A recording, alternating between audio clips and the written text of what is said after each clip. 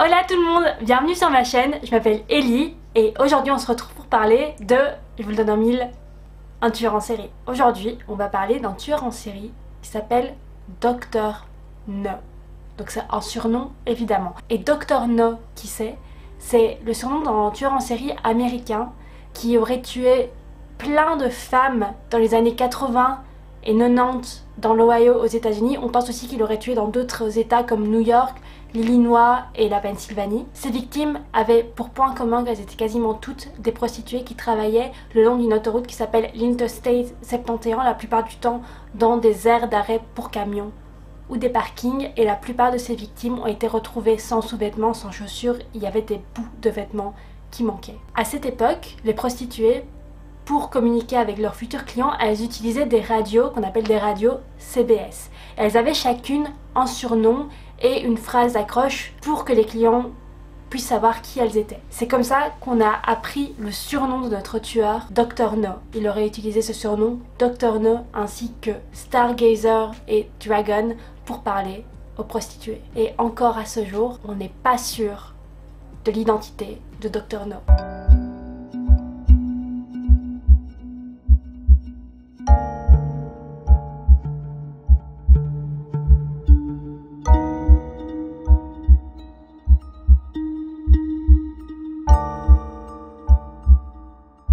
Première chose, ça a été super compliqué de me renseigner sur cette affaire parce que comme j'habite pas aux États-Unis et que j'ai pas de VPN, j'arrive pas à avoir des articles qui ont été publiés aux États-Unis. Comme c'est des meurtres qui sont assez vieux, c'est assez compliqué d'avoir des articles dessus. Je vais commencer par vous parler d'un meurtre qui a eu lieu le 12 juin 1985, le long de l'Interstate 71, que je vais appeler l'autoroute 71 parce que c'est plus simple en français. Et le meurtre a eu lieu à Richland County, dans l'Ohio. Vers 5h30 du matin, il y a un travailleur qui est en train de faire son boulot et qui aperçoit une silhouette dans le noir. Et il se rend très vite compte qu'il s'agit d'un corps. La jeune femme qui se trouve là a été violemment battue.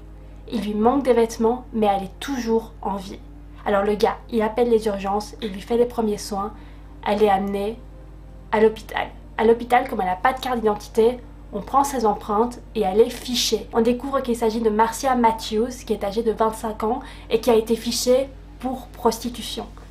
Elle est mère d'une petite fille de 8 ans et elle a été vue pour la dernière fois à un arrêt de camion à Mansfield. Mais malheureusement, 2 jours plus tard, après être arrivée à l'hôpital, sa famille est obligée de débrancher des machines qui n'arrivent plus à la maintenir en vie.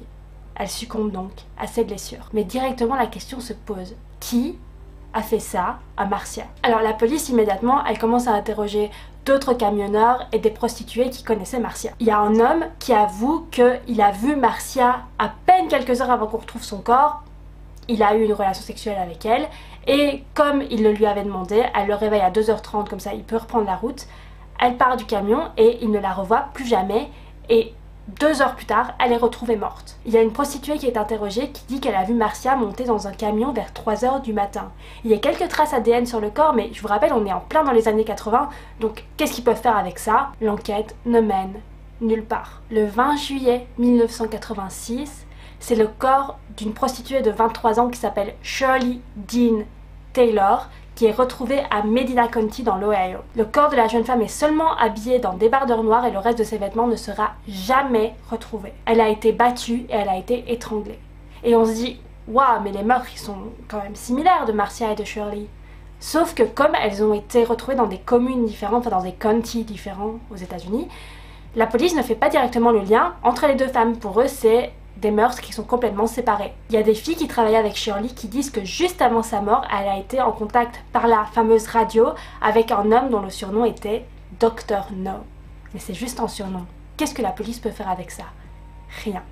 Encore une fois, l'enquête ne mène nulle part. En décembre 1986, c'est le corps de April Bennett, qui est seulement âgée de 18 ans, qui est retrouvé à Ashland County, dans l'Ohio. Son corps il est retrouvé complètement gelé par les températures hivernales. Alors on pense qu'April, elle était en vérité victime de trafic humain avant son meurtre parce qu'elle avait un copain qui était aussi son Mac. Cet homme qui s'appelle Anthony, il est connu pour faire passer des mineurs d'un état à l'autre des États-Unis. Anthony il dit qu'il sait pas avec qui April était au moment de sa disparition, mais que quelques jours avant sa mort, elle a été en contact avec un gars dont il donne la plaque d'immatriculation du véhicule à la police. La police, elle a retracé cette plaque d'immatriculation jusqu'à un homme qui s'appelle Alvin Wilson. Il a 37 ans à l'époque.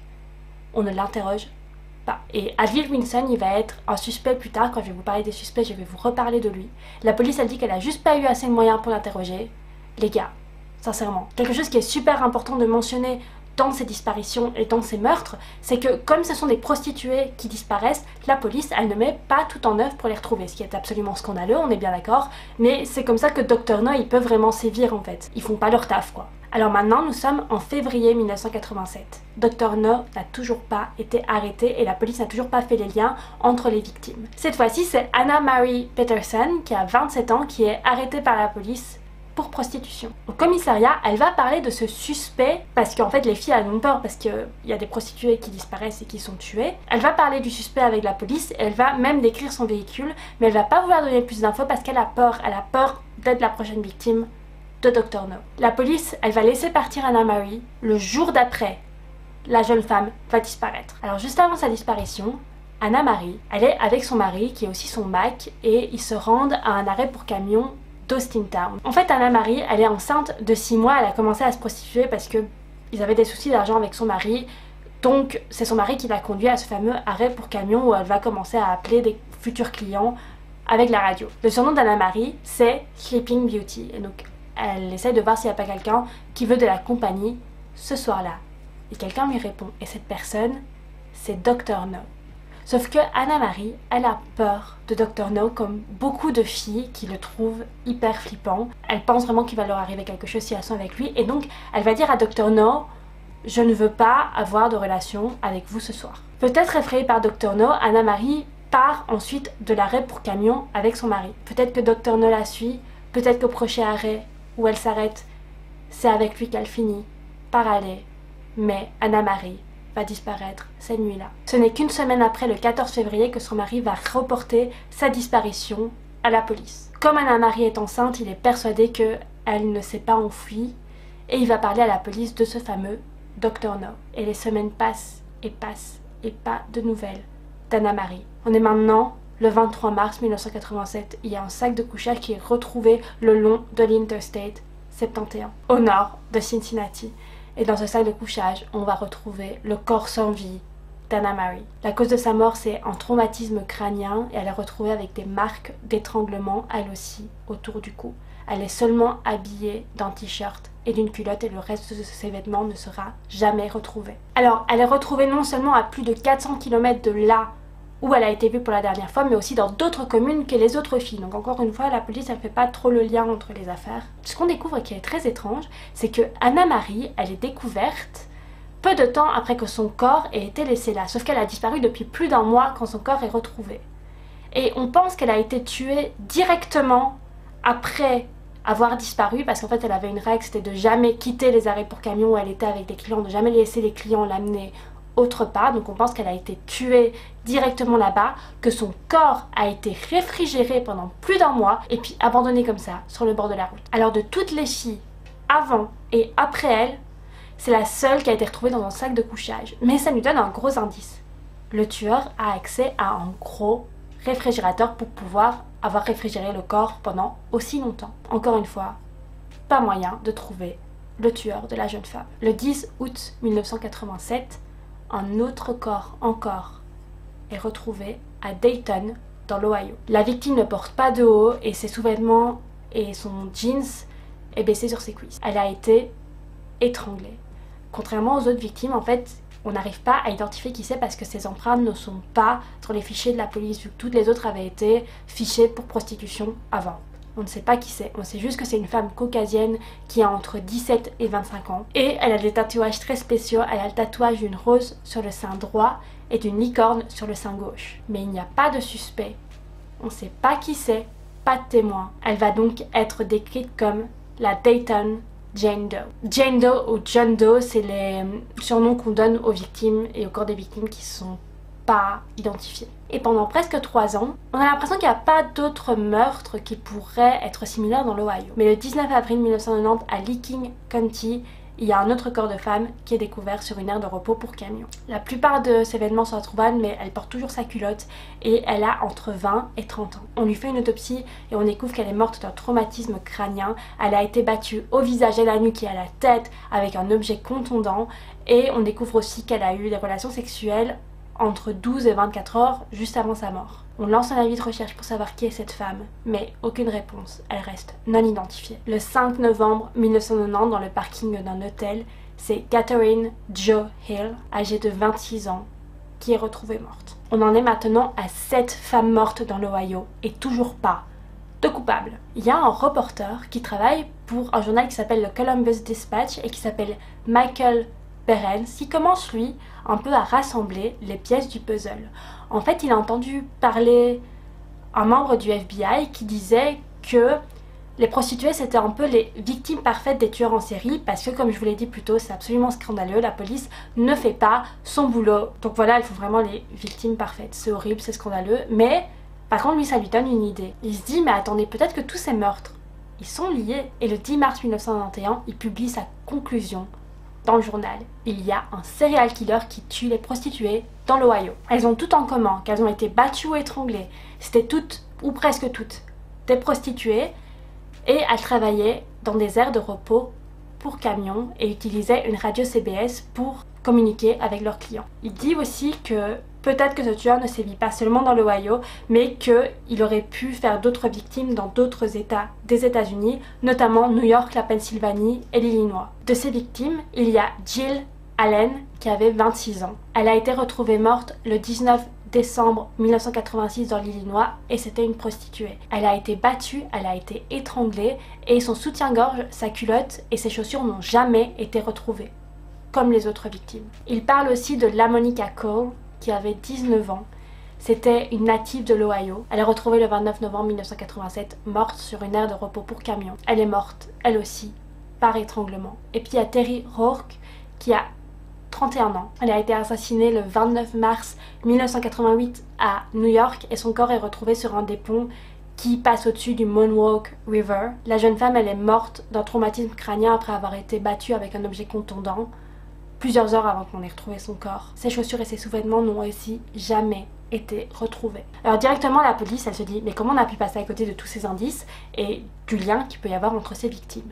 5 jours seulement après la publication de l'article, il y a une task force qui va être formée. Donc il y a plein de spécialistes qui vont se former dans des états différents pour faire en sorte que ce tueur soit retrouvé et mis derrière des barreaux. Il y a des enquêteurs de l'Ohio, de New York, de l'Illinois, de Pennsylvanie, de l'Indiana et de Tennessee qui se rassemblent. Et les enquêteurs ils se disent aussi il pourrait y avoir beaucoup plus de victimes que ce que Michael a identifié. Les enquêteurs ils vont se mettre peut-être à penser que le suspect il travaille ou travaillait en tant qu'agent de sécurité ou en tant que policier. Pourquoi ils pensent ça? Parce qu'en fait, le fait qu'il dépose à chaque fois les corps de ses victimes dans des communes différentes, ça veut dire qu'il sait comment la police marche. C'est-à-dire que si c'est dans une commune différente, ils vont pas forcément faire le lien entre les victimes. Pendant l'enquête, les enquêteurs ils interrogent des milliers de macs, de prostituées, des gens qui tiennent des stations-service, des camionneurs, pour essayer de retrouver ce suspect. Il y a des témoins qui décrivent le camion du suspect comme étant un camion Peterbilt, bleu foncé ou noir, mais le conducteur il a toujours pas de visage et voilà, on sait toujours pas qui c'est. Par exemple, le suspect il a été aussi décrit comme un homme entre 25 et 40 ans avec des cheveux noirs. Et il y a aussi du sperme qui a été retrouvé sur des victimes, mais on n'arrive pas à faire le lien avec un suspect potentiel. Les années passées, on ne sait toujours pas qui pourrait être cet homme alors que la liste des victimes s'allonge. En 1992, il y a le corps d'une jeune femme non identifiée qui est relié au serial killer pendant un petit moment au départ. Alors elle est retrouvée dans l'Ohio, elle a été tuée d'un coup à la tête et quand elle est retrouvée, elle portait seulement des chaussettes, des sous-vêtements d'homme, une casquette et un t-shirt. Au départ, la police elle va croire que ils ont attrapé son tueur en la personne de Dennis Hetzel parce qu'en fait le numéro de cet homme est retrouvé sur le corps de la victime. Il y a aussi une marque de morsure qui correspond aux dents de l'homme sur la victime. Donc on pense vas-y c'est lui, c'est bon. Et donc il est mis en prison et l'homme va mourir en prison, mais on n'est toujours pas sûr que ce soit lui. Et finalement on va découvrir que c'était pas lui du tout parce que l'ADN qui a été retrouvé sur le corps de la victime ne matche pas Dennis. Donc qui a tué cette femme non identifiée? Et puis les années passent, il y a des suspects qui vont être arrêtés, dont je vais vous parler un peu plus tard dans la vidéo. Mais en 2009, les victimes non identifiées vont commencer à l'être. La jeune femme qui avait des tatouages sur le corps et qui est morte en 1987, elle est identifiée comme étant Paula Beverly Davis, qui a 21 ans. Alors comment est-ce qu'elle est identifiée? C'est une jeune femme qui s'appelle Stéphanie qui reçoit un appel de ses proches qui lui disent « Ta sœur elle a disparu en 1987, va un peu voir dans le système des personnes disparues pour voir s'il n'y a pas un match. » Il y a un système qui s'appelle le National Missing and Unidentified Person System qui permet de relier des disparitions avec des corps qui ont été retrouvés et qui n'ont pas été identifiés. Et donc Stéphanie, elle va voir, elle tape les informations de sa sœur. Grâce à ses tatouages, elle reconnaît le corps de sa sœur enfin. Juste avant sa mort, Paula avait passé une soirée avec sa sœur, elle était partie et sa sœur ne l'avait jamais revue. On sait que Paula a été tuée 2 jours après avoir vu sa sœur pour la dernière fois en 1987. Donc au départ elle est originaire du Missouri, on ne sait pas comment elle est arrivée dans l'Ohio, mais elle était connue pour faire de l'autostop, donc ça se trouve elle a juste fait de l'autostop, elle est tombée sur le tueur en série. Et là on se dit mais attendez, le tueur il s'attaque peut-être pas seulement à des prostituées, mais on n'est aussi pas sûr que Paula est une victime de Dr. No. On ne sait pas. Et la femme de 1992 qui avait été retrouvée avec seulement une casquette, qu'on pensait avoir trouvé son tueur, mais en fait non. Elle avait en réalité une fille qui n'a jamais arrêté de la rechercher. En 2011, cette fille donne son ADN à la police, qui permet d'identifier la victime comme étant Sharon Lynn Kedrisky, de 43 ans. Elle a disparu alors qu'elle visitait des amis en Floride et au moment de sa disparition, elle venait de divorcer, elle n'avait pas vraiment de domicile fixe, elle vivait un peu chez des amis. Puis elle a simplement disparu. Et la jeune femme qui a été trouvée en 1990, on savait toujours pas qui c'était. Elle est identifiée en 2016 comme étant Patrice Corley. En fait, sa sœur avait essayé de reporter sa disparition, mais la police n'avait rien voulu entendre parce que on sait pas. Mais cette sœur n'abandonne jamais et elle finit enfin par identifier sa sœur. Et un autre truc dont je vous avais pas encore parlé, j'ai commencé mon histoire en parlant de Marcia Matthews qui est morte en 1985, mais on pense que Dr. No aurait pu commencer ses meurtres en 1981. Il y a une Jane Doe qui a été retrouvée et on pense qu'elle pourrait être la toute première victime de Dr. No. Son corps a été retrouvé à Miami County le 24 avril par 3 jeunes hommes. Elle a été étranglée, mais elle avait aussi reçu un coup à la tête. Elle était morte depuis environ 48 heures lorsque son corps a été retrouvé. Elle n'avait aucun papier d'identité sur elle et on commence à surnommer la victime Buckskin Girl parce qu'elle portait un poncho en peau de cerf et buckskin ça veut dire peau de cerf. La victime, elle avait entre 18 et 26 ans et elle avait des cheveux bruns roux qui étaient attachés en tresses des 2 côtés de son visage. Et après 36 ans, en 2018, elle est finalement identifiée. Il s'agit de Marcia King, qui était une jeune femme de 21 ans, originaire de l'Arkansas. Alors, il y a plein de suspects qui ont été interrogés au fil des années et je vais vous parler d'abord d'un incident qui a eu lieu en 1987. Alors, c'est un camion qui conduisait sur la fameuse autoroute 71. Il glisse sur une plaque de verglas, il va s'écraser et il y a des objets plutôt étranges qui tombent de ce camion. Alors, on trouve plus de 200 vêtements de femmes, des menottes, des chaînes, des liens en cuir et du matériel pornographique. On est sur quelque chose quand même. Alors, le conducteur il est amené à l'hôpital et pendant tout un moment il est incapable de travailler à cause de ses blessures. Et la police, qu'est-ce qu'elle va faire en voyant ces chaînes, ces liens en cuir, ces vêtements de femme? Elle va lui rendre. Les gars, quoi? Ces vêtements auraient très bien pu appartenir aux victimes, n'est-ce pas? Michael, ce fameux reporter, il va interroger la femme de ce camionneur en 1991 en disant peut-être qu'il est un petit peu suspect ce gars-là. Et la femme, elle va complètement couvrir son mari. Elle va dire que les vêtements de femme, c'était sûrement que alors qu'il faisait sa lessive, il avait échangé ses vêtements à elle avec le vêtement à lui, mais personne ne va faire une lessive de 200 vêtements, ça n'a pas de sens. Les menottes d'attrait de son ancien boulot où il travaillait comme garde de sécurité. Et pour les chaînes et les liens, elle dit simplement « Oh, mon mari ne jette jamais rien, c'est peut-être ces objets qu'il ne jette pas. » Et elle dit que son mari n'aurait pas pu faire le meurtre parce qu'au moment de certains meurtres, il était simplement à la maison tout le temps à cause de ce fameux accident. Donc voilà, j'avais envie de vous parler de ce truc absolument scandaleux où la police a juste rendu des objets très suspects à un gars en ne se posant pas de questions.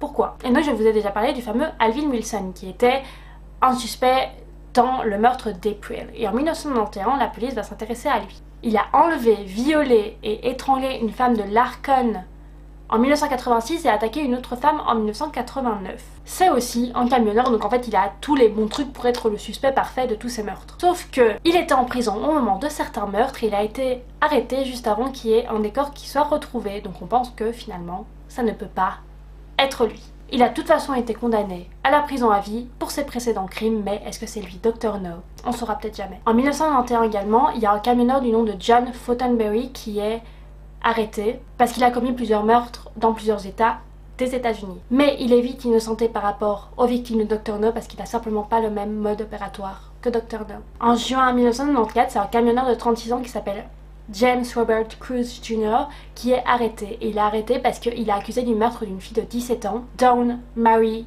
Birnbaum, en 1993. Alors, le corps de la jeune fille, il est retrouvé aussi le long d'une autoroute et il y a aussi des vêtements qui manquent. Donc on se dit, il a le même mode opératoire que Dr. No, ça pourrait être lui, mais il n'y a juste pas assez de preuves pour l'inculper. Et en 1995, c'est un autre camionneur du nom de Sean Patrick Goebel, qui a 28 ans, qui est, encore une fois, arrêté. C'est un camionneur de Caroline du Nord et il est arrêté parce qu'en 1995, il a tué 2 prostituées en Tennessee et un an plus tard, il est aussi rendu coupable du meurtre d'une autre femme à Orange County. Alors, il voyage dans plein d'états avec son travail et il possède aussi le fameux Peterbilt Truck, qu'on pense être le camion de Dr. No. Alors, on enquête sur des meurtres dans plus de 10 états en disant c'est peut-être lui Dr. No, mais le problème c'est qu'en 1981, quand on pense qu'il a fait sa première victime, Sean il était toujours au lycée et pendant toute une partie des meurtres, il était à l'armée loin de l'Ohio, donc on pense que ça pourrait pas être lui, Dr. No, finalement. En 2005, on arrête également un autre camionneur qui s'appelle Delmus Colvin et qui a 46 ans. Il a tué 5 prostituées, mais il dit qu'il n'a rien à voir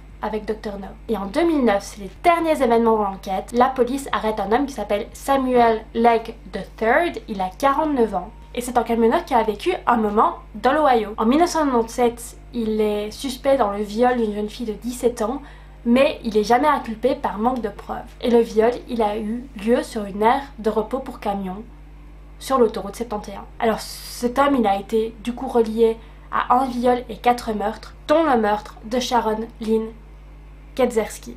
Donc on sait finalement qu'il est le meurtrier au moins de Sharon et il est aussi condamné pour le meurtre de sa belle-fille, Angie Hicks. En mai 2021, il est reconnu comme pas capable de participer à son propre procès parce qu'il a plusieurs maladies mentales. Mais donc voilà, après tous ces meurtres, après tout ce temps, alors que ça a commencé dans les années 80, on ne sait toujours pas qui est Dr. No et encore maintenant les enquêteurs se demandent s'il s'agit d'une personne ou de plusieurs. Et vous, qui pensez-vous qui a fait tous ces meurtres? J'espère que vous avez aimé la vidéo, n'hésitez pas à laisser un pouce bleu, à commenter, à vous abonner, ça veut vraiment dire beaucoup pour moi et je vous reverrai une prochaine fois. Coupé!